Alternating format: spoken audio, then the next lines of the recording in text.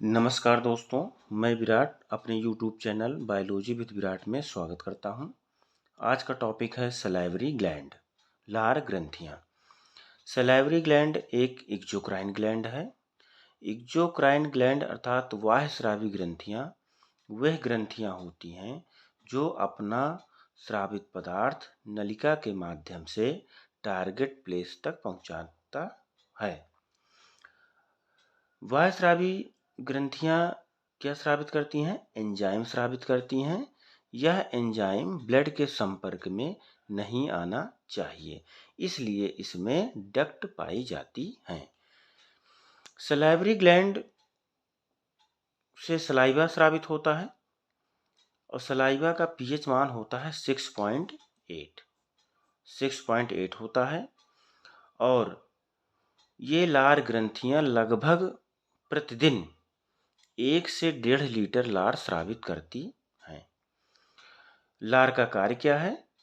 तो लार भोजन में मिश्रित होकर भोजन को बोलस बनाने में सहायता करता है। बोलस क्या है? बोलस फूड और सलाइवा का मिक्सचर है। यदि हम भोजन को करते हैं, रोटी का टुकड़ा यदि हम मुख में रखते हैं तो उसमें सलाइवा मिक्स होता है। सलाइवा जब मिक्स हो जाता है, एकदम लुगदी जैसा रूप धारण कर लेता है, तो उसे हम बोलस कहते हैं। और बोलस का पीएच मान जो होता है वह भी 6.8 होता है। लार में टाइलिन और लाइसोजाइम एंजाइम पाया जाता है। टाइलिन का दूसरा नाम एमाइलेज एंजाइम भी कहा जाता है।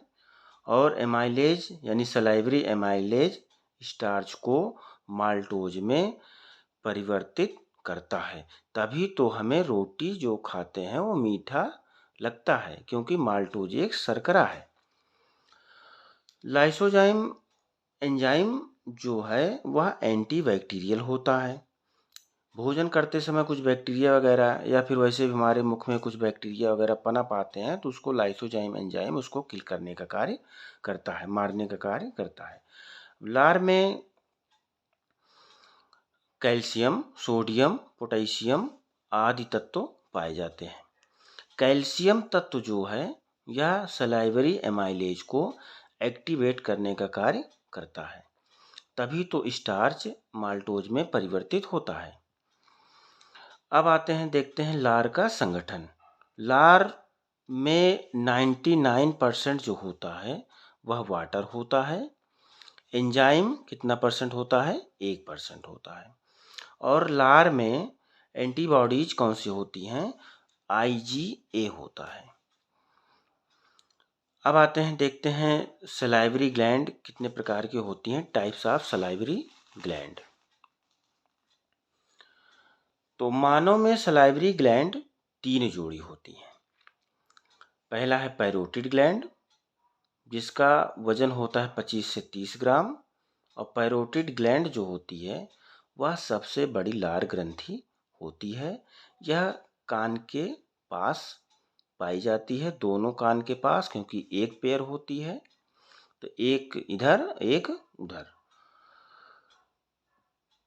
दूसरा आता है सबमैग्युलरी अथवा सबमैंडिबुलर, यानी सबमैग्युलरी ग्रंथि को ही सबमैंडिबुलर ग्रंथि भी कहा जाता है। इसका वेट यानी वजन 10 ग्राम, यह भी एक पेयर होती है। दूसरा है सबलिंगुअल, यह भी एक पेयर होती है। वेट भी इसका कितना होता है? 4 ग्राम होता है। अब देखते हैं कि ये ग्रंथियां बाह्यस्रावी ग्रंथि हैं, तो इनकी डक्ट का नाम, जिस नलिका के द्वारा इनका स्रावित पदार्थ टारगेट प्लेस तक पहुंचता है, टारगेट स्थान तक पहुंचता है, उस डक्ट का नाम क्या है?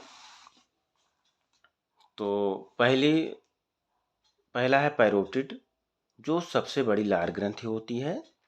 कहाँ पाई जाती है? बी नियर ईयर, यानी कान के पास।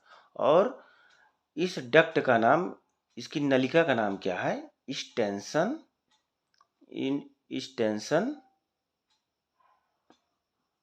डक्ट, यानी नलिका।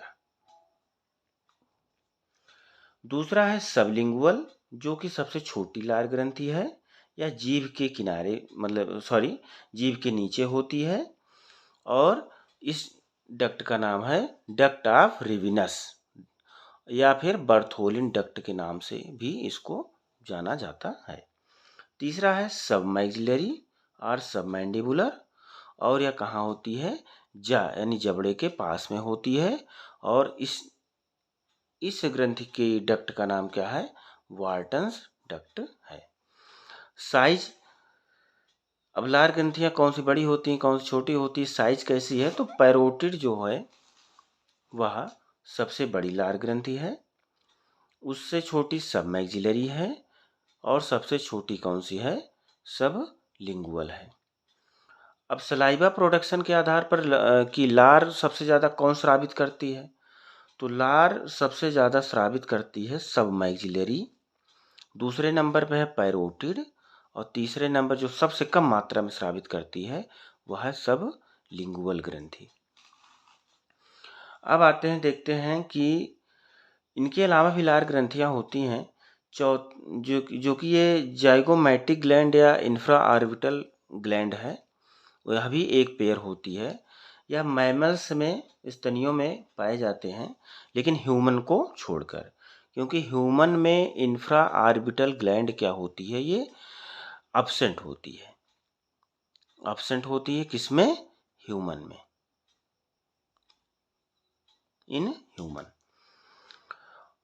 रैबिट में, यानी कि रैबिट में 4 जोड़ी होती है, यानी कि इंफ्रा ऑर्बिटल ग्लैंड रैबिट में पाई जाती है। फिर आते हैं, देखते हैं मोलर ग्लैंड, जो कि यह कार्निवोरस यानी कि मांसाहारी जंतुओं में यह ग्लैंड होती है, अभी एक पेयर होती है ये। तो बस आज के लिए बस इतना ही, मिलते हैं नेक्स्ट टॉपिक के साथ नेक्स्ट वीडियो में।